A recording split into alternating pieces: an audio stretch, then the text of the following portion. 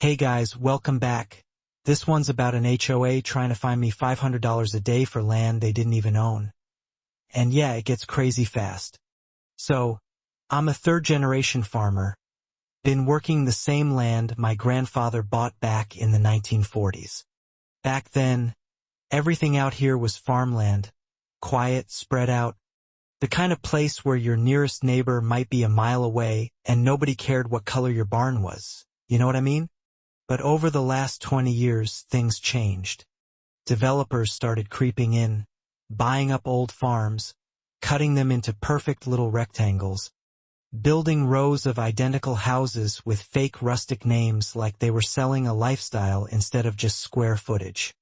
And eventually, that wave hit right up against my eastern boundary. Now, the east side of my property is this massive stretch of old forest, thick, old-growth timber, about 300 acres. It's been in my family forever. Deep in that forest, I built a private shooting range. Not some backyard setup, I'm talking a proper berm, steel targets set at different distances. Everything done by the book, fully legal, fully permitted, completely safe. For years, it was just me and a few buddies out there on weekends. Quiet, controlled, nobody bothered. Then the dairy farmer next door passed away. His kids sold the land, and within 2 years, that entire open pasture turned into a packed suburban development. I'll call it Maple Ridge Estates. 60 houses, all lined up, backyards facing straight into my forest like it was some kind of scenic amenity. At first, I didn't make a big deal out of it. People started wandering into the woods, walking dogs, kids exploring, even a few guys riding ATVs on my old trails. Honestly, I let it happen. I grew up sharing that land. As long as nobody was causing damage, I didn't see the harm. That lasted about a year. Then they elected a new HOA president. Her name wasn't actually Karen. But trust me, it fit. She was one of those people who finally got a little authority and just ran with it. Clipboard, rules, fines, the whole package. Grass too long? Fine. Trash can out too late? Fine. She treated that neighborhood like her own personal kingdom. Still, none of that had anything to do with me, or so I thought. One afternoon, I'm out fixing a tractor, covered in grease, minding my own business, and I find this certified envelope sitting by my mailbox. Fancy letterhead, HOA logo stamped on it. I open it, and I genuinely think it's a joke. They're fining me $500 a day for violating HOA rules. I read it again, slower this time, and it's dead serious. Apparently, my barn, which has been painted the same shade of red for decades, doesn't match their approved color palette, and my shooting range is disturbing the peace. Oh, and they included a bill for past HOA dues too. I just stood there for a second, then laughed, crumpled it up, tossed it in the trash. Figured it was some kind of clerical mistake. A week later, I'm pulling out of my driveway, and this SUV cuts me off hard, like we're in some kind of police chase. Out steps Karen, clipboard in hand, already mad. "You haven't responded to my notices," she snaps, marching up to my window. I just stare at her for a second. "Mom, I think you've got the wrong place." She doesn't even hesitate. Starts talking about fines, late fees, compliance like I'm one of her residents. Then she says something that makes me pause.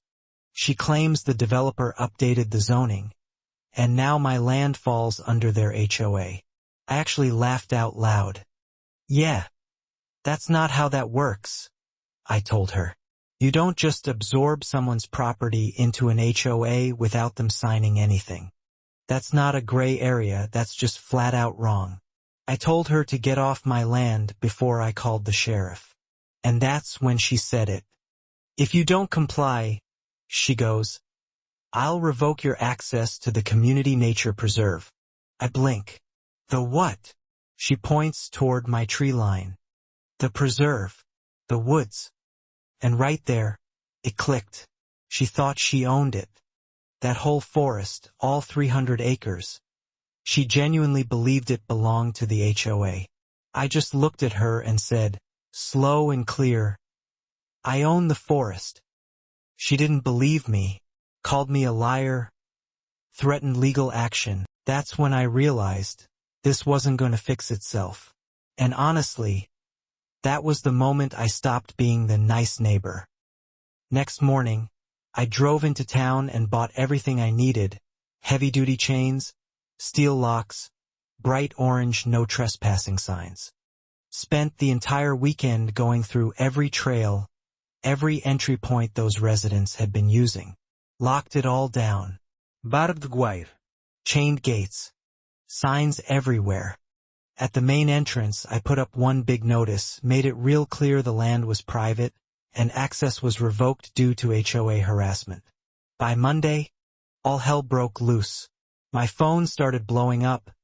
People from the neighborhood calling, showing up, apologizing, asking me to reconsider. And I get it, most of them weren't the problem. But I didn't budge. Talk to your HOA, I told them. And just like that, Karen had an entire neighborhood turning on her. Now here's where things take a turn. Because instead of backing off, she escalated. About 3 weeks later, I wake up at 2 a.m. to my dogs barking like crazy. I smell smoke, look outside, and half my barn is on fire. I call 911, run out there, but it's already too big. Fire department shows up, does what they can, but that section of the barn is gone. Then, about a week later, my dog gets poisoned. Sweet old farm dog, barely makes it. At that point, I bring everything to the sheriff, the fines, the threats, the timing. But without hard proof, nothing sticks. And yet, I was furious. But I also knew something. If I couldn't hit her through the law right away, I could still respond legally. So I called a couple buddies of mine, they run livestock. I leased them a strip of my land, right along that HOA boundary.